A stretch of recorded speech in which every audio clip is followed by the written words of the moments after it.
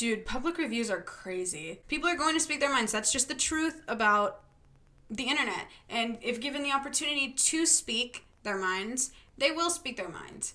And specifically with movies and TV shows and books and things that teen girls like. So I'm going to talk about the thing that teen girls are most famous for liking.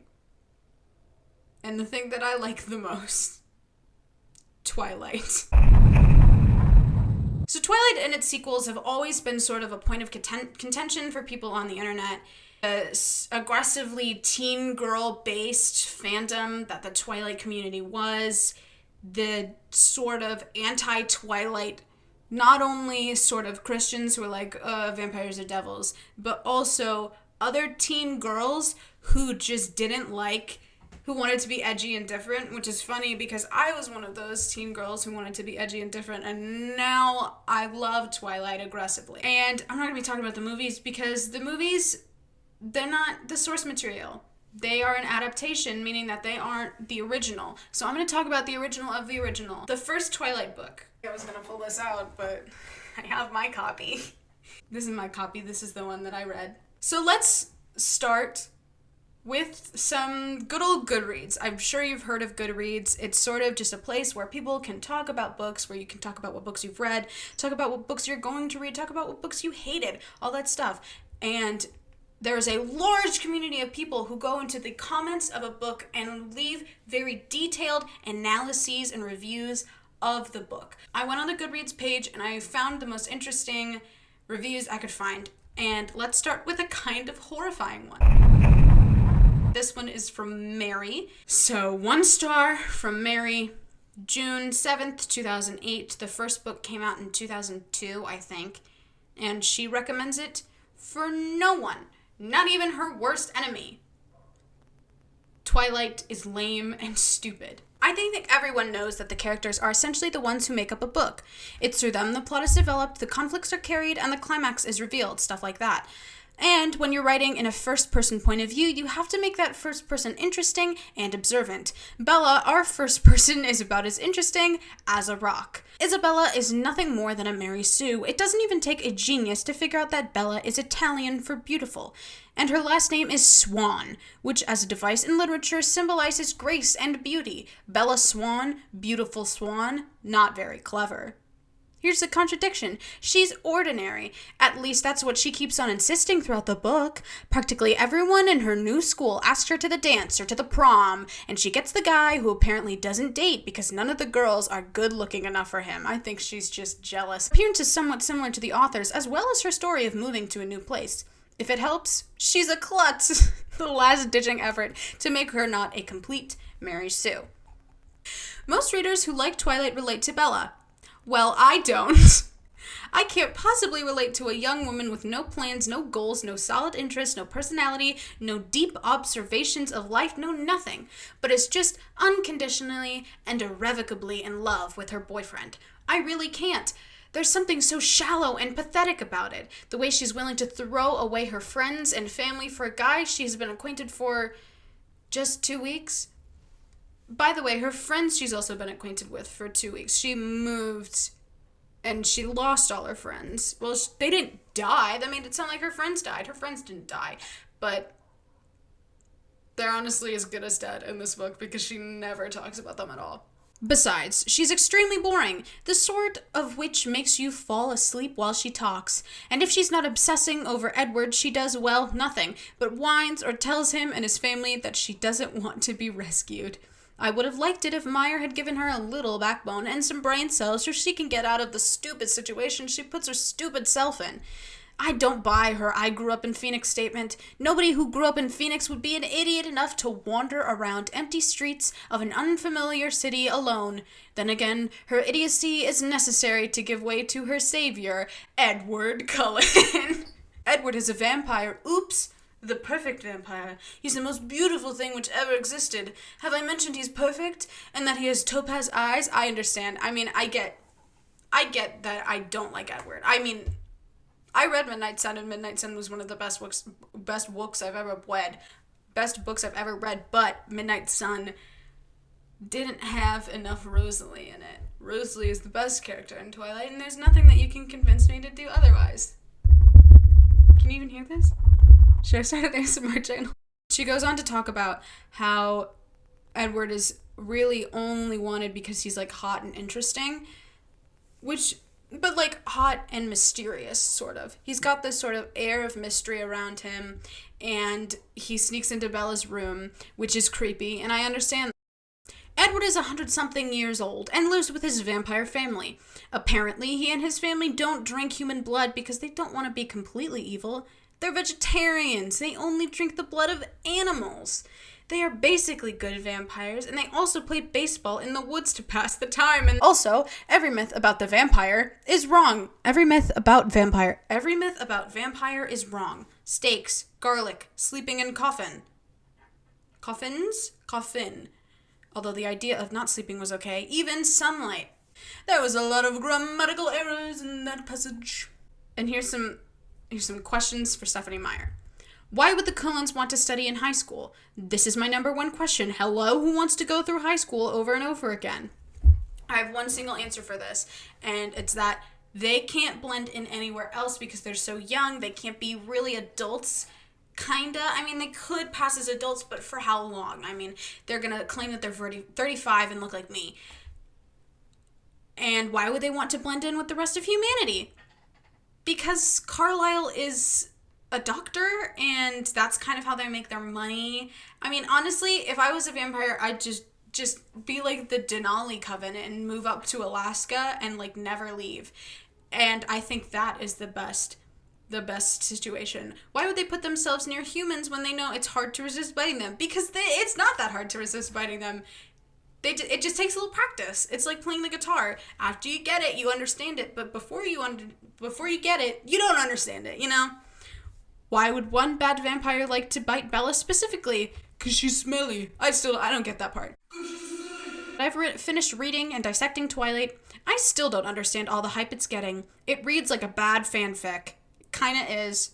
I won't stop you from reading it, though. That's a choice for you to make. Woof.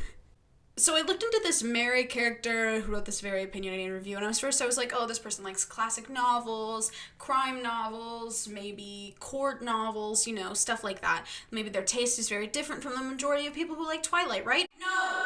No, it's not. Let me read Mary's Goodread introduction. Hi, I'm Mary, and I write book reviews when I'm not crying over school.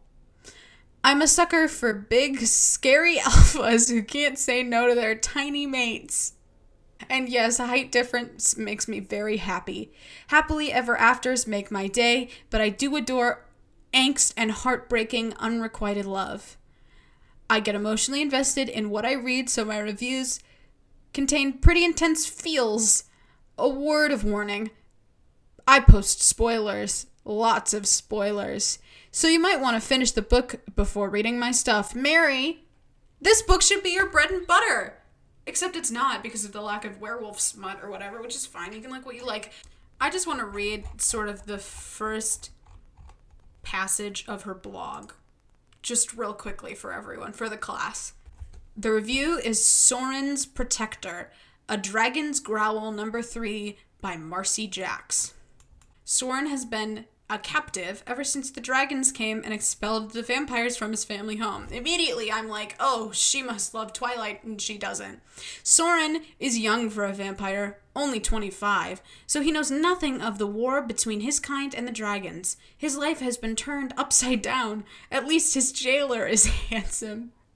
Lucian seems like an honorable man, but what are the chances he would ever want someone with the enemy kept prisoner in the basement? Lucian is a rock dragon. Okay, the most powerful alpha of his clan, and he volunteered to watch over Soren. After an attack that nearly cost him his life, he owes Soren big. Soren stayed behind and defended Lucian when he could have run away. For that, Lucian feels wholly responsible when Soren is attacked. A passionate night together leads to a misunderstanding that might leave them separated before they can discover the truth they both couldn't see. Okay, this is the third book. This is the third book in this series from the Man Love collection. Now I understand why they didn't like Twilight. Twilight wasn't ridiculous enough for them. Oh my god. I'm having a hard time, like, even looking at the Man Love collection is such a great... Anyways, back to Twilight. Jessica number 1. Jessica gave this book, Twilight, 5 stars, and she wrote this in 2014. Where do I start with this? I don't know about you, but I was hyped when this book came out. Anything involving vampires or wolves, I want to read it. I read this again a couple of weeks ago because I'm going to start reviewing more books, even though I'm not very good at it. You're doing great. I wanted to review this particular book more than any other book. Twilight, I love you. I love the series and the films, enough said. I don't know if it's because of the story or what, but the whole series will forever have a place in my heart. It's just one of those series you have to read. I could watch the films over and over again, even in the same day. I swear to God, this is not me. This is not me saying this. A gripping storyline with a love triangle between two completely different beings. Some days I wish I was Bella, because then I'd change who she bloody chooses. Jacob. Oh, how I adore you. Why did this turn into more wolf than I want? Bella can keep Edward for all I care. I want the wolf. XD. It's weird because when I used to talk to people about Twilight, I used to always ask people what team they were, and the majority of the people said Edward. I would love to write a vampire novel/series one day. Just once, I'd like to see the second male lead get the girl, but the point of having a second male lead is so you can bring tension from the second male lead and the first male lead, obviously.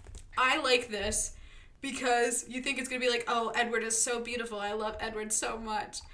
But it's so aggressively Jacob-centric, you know? This one is from Kai, and there's this thing on Goodreads where you don't have to rate them, you can just add them and review them.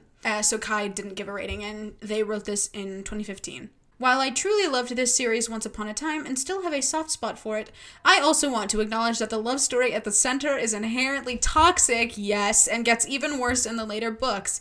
Meyer also stands accused for exploiting queer culture, and moreover, I'm annoyed at the author's racism, which showed when she blocked the director of the first film from casting anyone who wasn't white for the Cullens. So, you know, there's all that. I didn't know that Stephanie Meyer, like, whitewashed her own book. I think that's weird, you know, because they're all from different places in the world, so it would make sense for them to all sort of look different and be from different cultures, but they look like they could be a family, and that's weird to me. I don't know. Jessica, number 2. There's 2 Jessicas, and here's the great part about this Jessica. She doesn't talk about Jacob, and I like that. Jessica wrote this in 2012, and she gave it 5 stars. Wow. 10 years later, and I'm still absolute trash for Edward Cullen. I guess my love for EC is just as immortal as he is. Going into this reread, I honestly didn't know what to expect. I thought there was more potential for me to completely hate it, but I could also see myself still enjoying it. What surprised me the most was the huge dose of nostalgia this gave me. Looking back, I'm pretty sure this was the first book that got me to read outside my comfort zone. A friend had recommended it, and I just remember thinking how dumb it sounded. So I was shocked to find out that I not only loved this, but I was really looking forward to discussing the book with my friends and buddy reading the series together. This was honestly one of the first book/series that gave reading a social perspective for me. Now, 10 years older, I can understand how this isn't written as well as it could have been. The characters are pretty shallow, and the romance in this is absurd, but the fact that the book still reminds me of why I love reading means I get to keep its 5-star rating, and I don't feel guilty about it one bit. I'm so glad that both Jessicas, I think that a large population of Twilight fans are named Jessica, and I think that is truly just because of Jessica in the books, who is one of the best characters. I mean, that doesn't make sense, but I feel like things with Jessica sort of attract Jessicas. This one is from Annette, so she's about 67 when this was written. She gives it 1 star, a single star, which is the lowest you can get on Goodreads. April 21st, 2008. She recommends it for no one. I know I'm going to offend a lot of people with this review, but if I feel I have to be honest here. There are quite a few things that bother me about this book. I will only list the top 5 here. Bella. She is the exact character I do not want my daughters to have as a role model. She is sighing, swooning, fainting, weeping, weak female character straight out of the 19th century. This is the 21st century, people. Do we want to raise a generation of namby-pamby young women who can't stand on their own 2 feet? Edward. This is the kind of guy I warn my daughters to stay away from. This guy sneaks into her room and watches her sleep. Does anyone see anything creepy about this? He's obsessed with rescuing her, and he thinks that if he doesn't follow her around 24/7, she'll get herself into a dangerous situation she can't handle. Does anyone else see anything creepy about this? The relationship. This is a textbook case of codependency if I ever saw one. They hardly know each other, but suddenly they can't live without each other. The dialogue is like something straight out of a Harlequin. I think that young people have enough trouble knowing the difference between love and lust, and this book does not help. Too much emphasis on appearances. It's like Edward's good looks are all that matters. Personality is not important. Bella must be good looking too. Why else would a 100-year-old vampire be interested in a 17-year-old girl? Her personality leaves much to be desired, so we know it's not that. The comparison between this series and the Harry Potter series. Ooh, we're going into murky waters, ladies and gentlemen. If I were J.K. Rowling, I would be offended that people are comparing the Twilight series with the Harry Potter series. Stephanie, no E, Meyer's writings are not up to par with J.K. Rowling. Not even close. The worst thing about this book is that it's so hugely popular. There are thousands of young girls all over the nation who are swooning over Edward and wishing they could be just like Bella. Gag. I truly think this book is a detriment to society. There's a lot more I could say, but I think that I've offended enough people for now. Oh my god. I mean, I understand wanting to sort of distance yourself from Twilight because it wasn't great. I mean, it was kind of bad, but I don't understand hating on it incessantly. It doesn't matter. It's a fantasy. Who cares? I mean, I don't want to do that. I don't want to be carried by a vampire man, but I can understand people who do. I don't really know how to wrap this up, really. So the general consensus is that Twilight is a deeply flawed book, but the rosy glow of nostalgia can blind a person, and especially in both of the Jessica's cases. At least the Jessicas are aware that the book and the nostalgia is the main reason they still enjoy the book. I'm also glad that Kai mentioned that blatant racism and lack of research that Stephanie Meyer put into the whole werewolf part of the story, as well as the whitewashing of the clones, because I literally had no idea about that, and I know everything about Twilight, I think. Thank you for watching this video. If you enjoyed this one, be sure to subscribe, like, share, all that jazz. You've heard it before. You know. It's YouTube. You know what to do. And next week I will be playing Minecraft Hunger Games with former U.S. presidential candidate Jeb Bush.